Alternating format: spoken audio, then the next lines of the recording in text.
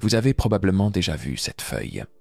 Peut-être même l'avez-vous laissée infuser dans une sauce ou un plat mijoté. Une feuille sèche, discrète, sans apparence particulière. Pourtant, dans ce geste anodin se cache une vérité profonde que peu de gens soupçonnent. Le laurier est un symbole bien plus puissant que ce qu'il laisse paraître. Dans nos cuisines, on l'utilise pour relever le goût. Mais dans les recoins silencieux de notre histoire, cette feuille a été un pont entre l'humain et le sacré, un outil de transformation intérieure. Ce n'est pas une simple herbe aromatique. C'est un message oublié, une clé symbolique, un héritage enfoui dans l'inconscient collectif. Carl Jung, ce pionnier de la psychologie de l'âme, n'aurait pas été surpris par la présence du laurier dans tant de traditions. Ce qu'il aurait vu, ce n'est pas une feuille, mais un symbole chargé de sens, un langage que notre psyché comprend sans qu'on ait besoin de mots. Car notre esprit profond ne parle pas français, ni anglais, ni latin. Il parle en images, en gestes, en archétypes. Et le laurier, depuis l'Antiquité, en est un. Brûler une feuille de laurier, ce n'est pas faire de la fumée. C'est poser un acte ancestral, presque sacré, capable de réveiller des couches de votre esprit que vous ne touchez jamais en temps normal. C'est comme frapper à la porte d'une partie de vous-même qui dort. Et cette partie se réveille, non pas avec des mots, mais avec des intuitions, des ressentis, des impressions profondes. Pensez-y un instant. Pourquoi cette feuille, si banale en apparence, a-t-elle été utilisée dans tant de cultures, par tant de peuples, à travers tant de siècles? Pourquoi les prêtres grecs, les médiums romains, les anciens guérisseurs portaient-ils tous ce même feuillage? Il n'y avait pas Internet. Il n'y avait pas de guide d'utilisation. Et pourtant, instinctivement, ils savaient. Ce qu'ils savaient, c'est que certains objets portent en eux une mémoire. Une mémoire non pas intellectuelle, mais symbolique. Le laurier fait partie de ces rares éléments qui traversent les âges sans perdre leur charge. Brûlé dans un feu calme, il ne libère pas que de l'arôme. Il libère un signal adressé à cette partie de vous que vous n'écoutez presque jamais. Jung l'avait compris. Le symbole n'est pas un ornement, c'est une porte vers l'inconscient. Et cette porte, quand elle s'ouvre, vous donne accès à des réponses que votre esprit rationnel n'a jamais su formuler. Ce n'est pas magique, au sens où on l'entend souvent. C'est bien plus subtil. C'est psychologiquement réel. Brûler du laurier, dans le silence d'un soir ou dans la solitude d'un matin, ce n'est pas un spectacle, c'est un dialogue. Un moment de communication entre votre monde intérieur et ce qui, en vous, cherche encore à guérir, à s'exprimer, à être entendu. Il y a, dans cette feuille sèche, tout un univers de possibilités, un potentiel que vous n'avez peut-être jamais exploré. Et pourtant, il est là, à portée de main. Ce n'est pas un hasard si vous écoutez ceci aujourd'hui. La question est, que cherchez-vous à réveiller en vous? Quelle partie de vous-même a besoin d'être entendue, reconnue, activée? Peut-être que tout commence ici, avec ce simple geste, brûler une feuille et écouter ce que votre âme a à dire. Fermez les yeux un instant. Imaginez que vous tenez une simple feuille entre vos doigts. Elle craque légèrement, sèche, fragile. Vous la portez à votre nez. Une odeur subtile, boisée, légèrement camphrée. Rien d'extraordinaire. Et pourtant, dans cette banalité apparente, se cache un passage, une ouverture, une brèche dans le tissu visible du réel. Cette feuille, vous la placez au bord d'une flamme. Elle frémit, se recroqueville, puis, doucement, se consume. La fumée s'élève, lente, presque timide. Elle flotte, s'étire, danse. Et dans ce mouvement silencieux, quelque chose en vous commence à se déplacer. Vous ne comprenez pas encore, mais vous sentez une vibration légère, comme un souvenir flou qui tente de remonter à la surface. C'est cela que Jung appelait l'inconscient. Un immense monde intérieur, habité par des formes, des symboles, des voix anciennes. Le laurier est un pont, une passerelle entre deux mondes. Celui que vous connaissez, tangible, logique, ordonné, et celui que vous ressentez parfois dans vos rêves, vos intuitions, vos peurs soudaines, vos désirs inexpliqués. Ce monde ne parle pas avec des mots. Il communique avec des gestes, des rituels, des parfums. Et quand vous brûlez une feuille de laurier avec une intention claire, vous activez ce langage oublié. Ce n'est pas de la magie noire. Ce n'est pas un sort. C'est une conversation symbolique. Une manière de dire à votre propre psyché « Je suis prêt. Je t'écoute. J'ouvre une porte. » Pensez à toutes les traditions anciennes. Les Grecs qui portaient des couronnes de laurier avant les oracles. Les chamans qui purifiaient leur espace avec des plantes brûlées. Les guérisseurs qui récitaient des paroles face à la fumée. Ce n'était pas de la superstition. C'était une science intérieure. Un savoir subtil, fondé sur l'expérience humaine transmise de génération en génération. Ils savaient ce que nous avons oublié. Le corps, l'esprit et le symbole sont liés. Quand vous créez une intention sincère, comme celle de guérir une blessure, d'ouvrir un nouveau chapitre, de lâcher une peur, et que vous l'associez à un geste, alors ce geste devient un rituel. Et le rituel, s'il est fait avec présence, devient une clé vers l'invisible. Le laurier, dans ce contexte, n'est plus un accessoire, c'est un compagnon de route, une passerelle vers ces endroits en vous que les mots ne peuvent pas atteindre, ces lieux où résident vos vérités les plus profondes, vos blessures oubliées, vos intuitions sacrées. Il suffit parfois d'un moment de silence, d'une feuille en feu, d'une respiration lente et d'un cœur ouvert. À cet instant précis, vous ne pratiquez plus un simple acte. Vous entrez dans l'espace du sacré. Vous franchissez un seuil. Et ce seuil vous mène là où vous êtes attendu depuis longtemps, dans votre monde intérieur. Là où la transformation commence. Non pas par la force, ni par la logique, mais par l'accueil. Le laurier vous y conduit. Non pas pour vous sauver, mais pour vous révéler. Car tout ce que vous cherchez au dehors existe déjà en vous. Il était une fois, dans les plis lumineux de la mythologie grecque, un dieu solaire nommé Apollon. Il n'était pas seulement celui qui conduisait le char du soleil dans le ciel.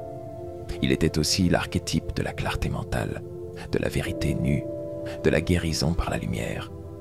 Il incarnait ce que Jung appelait une force intérieure structurante, un modèle universel gravé dans chaque être humain. Mais Apollon n'était pas parfait. Il avait un désir qu'il ne pouvait contenir. Ce désir avait un nom, Daphné, une nymphe libre, insaisissable, farouchement connectée à la nature. Quand elle sentit l'ombre du dieu sur elle, elle courut, supplia et demanda à être transformée pour échapper à l'étreinte de l'amour qui l'effrayait. Les dieux l'entendirent, et Daphné devint un laurier. Ce n'était pas un châtiment, c'était une transmutation. Apollon, brisé dans son élan, regarda l'arbre avec une douleur pleine de révérence. Il déclara alors que si elle ne pouvait être sienne, elle serait immortelle. Ses feuilles orneraient les têtes des vainqueurs, des sages, des poètes, des initiés. C'est ainsi que le laurier est devenu l'arbre sacré de ceux qui portent la lumière. Mais ce mythe n'est pas une vieille histoire à raconter au coin du feu. Il est un miroir de votre propre voyage intérieur. Apollon vit en vous. Chaque fois que vous cherchez la vérité au milieu du chaos. Chaque fois que vous refusez de vous laisser engloutir par la confusion, chaque fois que vous aspirez à guérir, à comprendre, à voir au-delà des apparences, vous activez l'archétype solaire. Et le laurier, dans sa présence silencieuse, porte encore la mémoire de ce pacte antique. Quand vous le brûlez consciemment, vous ne faites pas que parfumer l'air. Vous évoquez Apollon, vous appelez la lumière.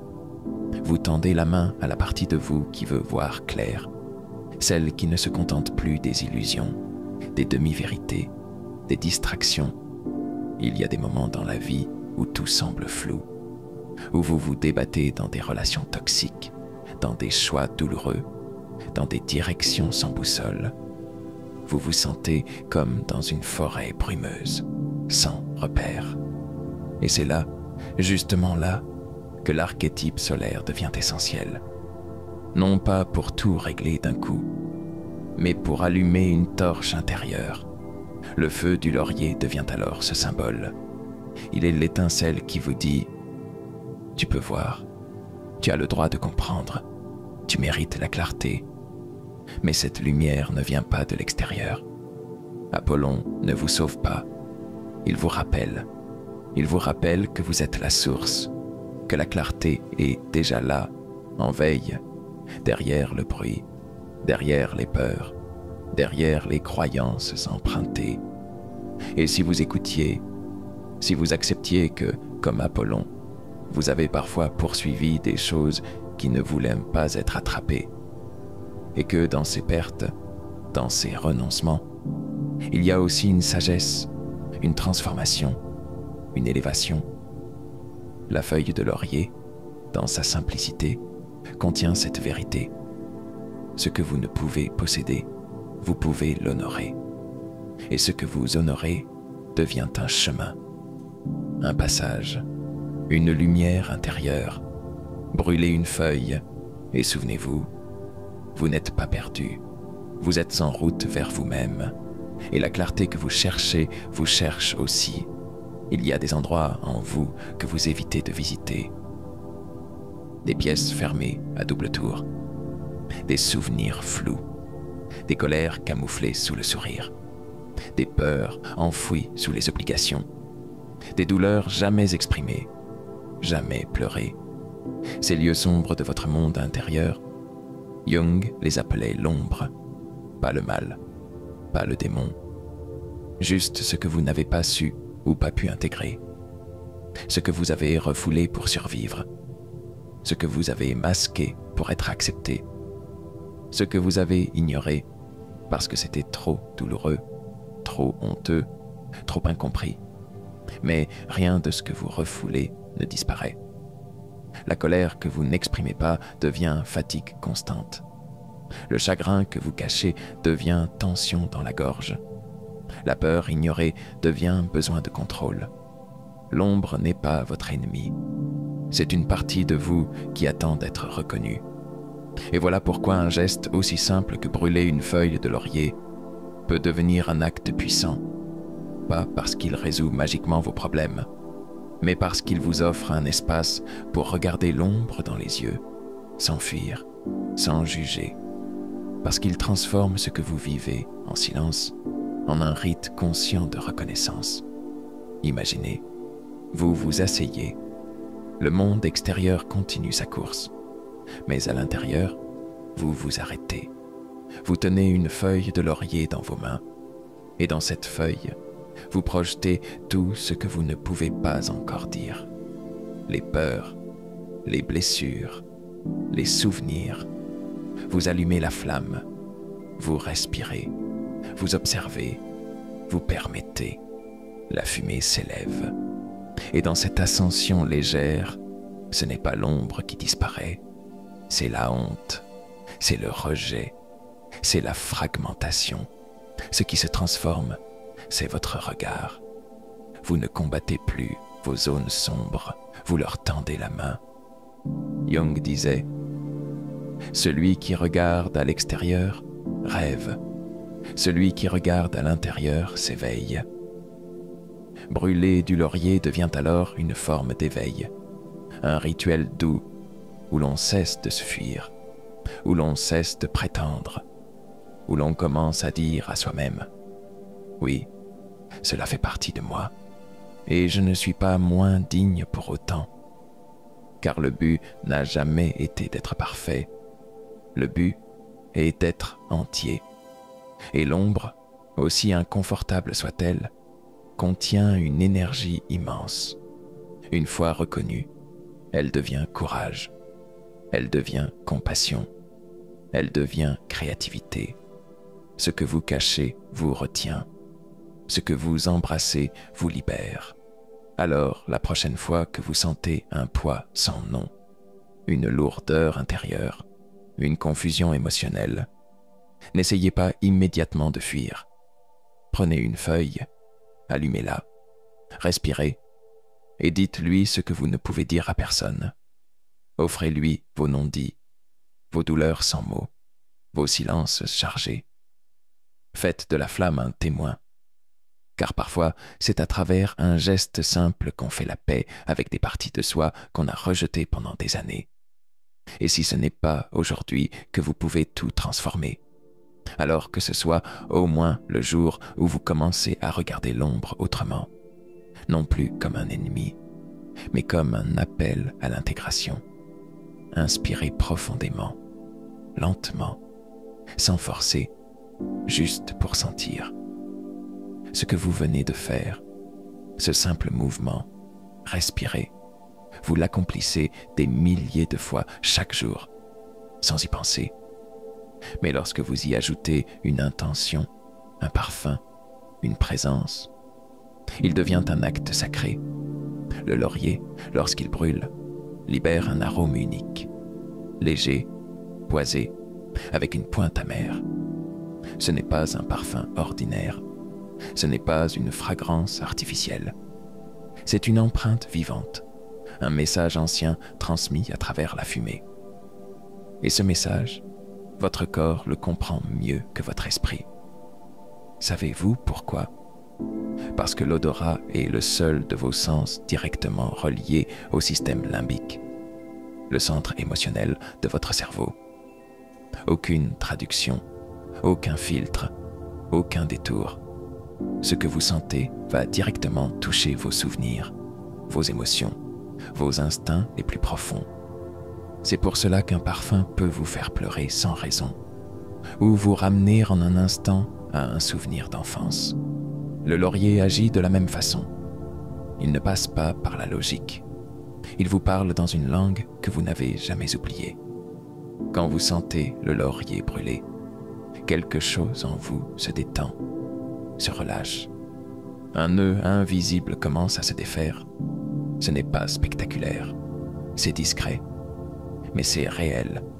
C'est le corps qui se souvient qu'il peut se poser.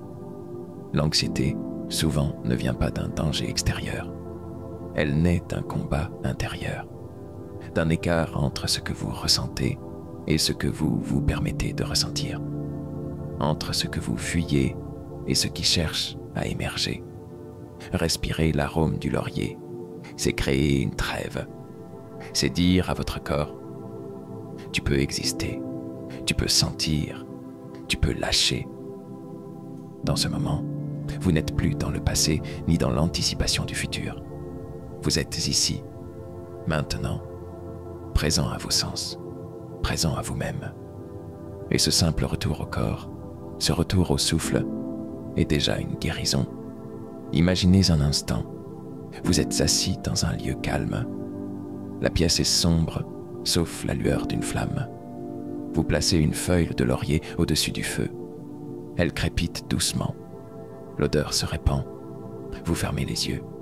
Vous n'avez rien à faire, rien à comprendre. Seulement, respirez. Et dans cette respiration, un souvenir refait surface. Un moment oublié, une émotion figée. Peut-être une peur, peut-être une douceur, peu importe. Ce qui compte, c'est que vous la laissez passer, comme un courant d'air, comme une vague. Vous n'avez pas besoin de l'expliquer, juste de l'accueillir. C'est ainsi que fonctionne le portail émotionnel du laurier. Il ne force rien. Il ouvre un passage, Il vous invite à cesser de tout contrôler, à écouter ce que votre corps murmure depuis longtemps.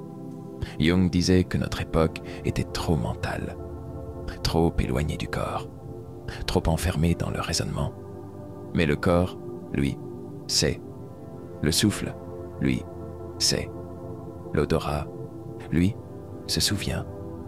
Et peut-être que dans l'arôme d'une feuille en feu, vous retrouverez une part de vous-même que vous pensiez avoir perdue.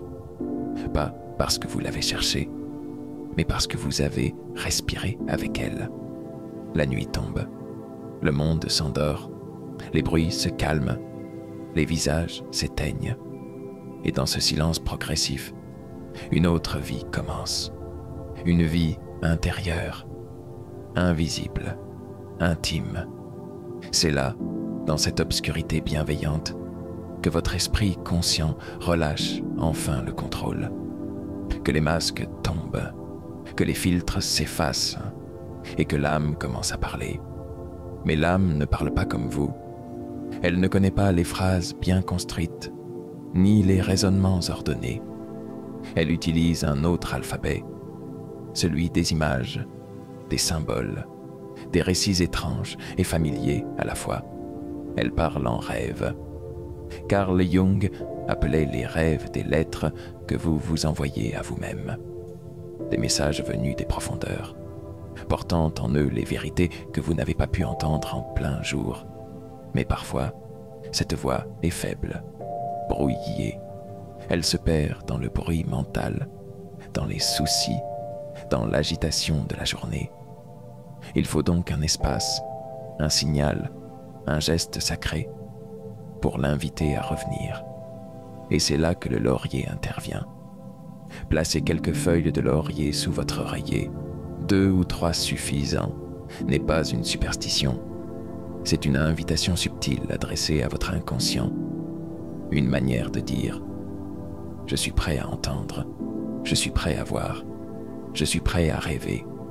Car cette plante, depuis l'Antiquité, est liée à la vision intérieure, à l'inspiration prophétique, aux révélations silencieuses. Les prêtres de Delphes s'en entouraient pour recevoir les messages des dieux.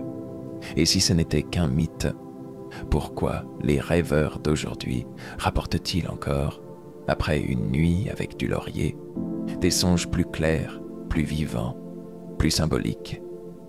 Ce n'est pas une magie extérieure, c'est un catalyseur, un rappel, un pont entre les mondes. Le laurier ne provoque pas les rêves, il ouvre la porte, il crée un terrain fertile pour que votre psyché ose parler. Mais pour que cela fonctionne, il faut respecter le rituel. Il ne s'agit pas de dormir distraitement avec une feuille sous l'oreiller. Il s'agit de préparer la nuit comme on prépare une rencontre. Juste avant de vous coucher, prenez un moment, en silence. Placez les feuilles doucement dans la taille d'oreiller. Posez une question intérieure, pas une attente, une ouverture. Cela peut être simple. Qu'est-ce que je dois comprendre aujourd'hui? Ou montre-moi ce que je refuse de voir.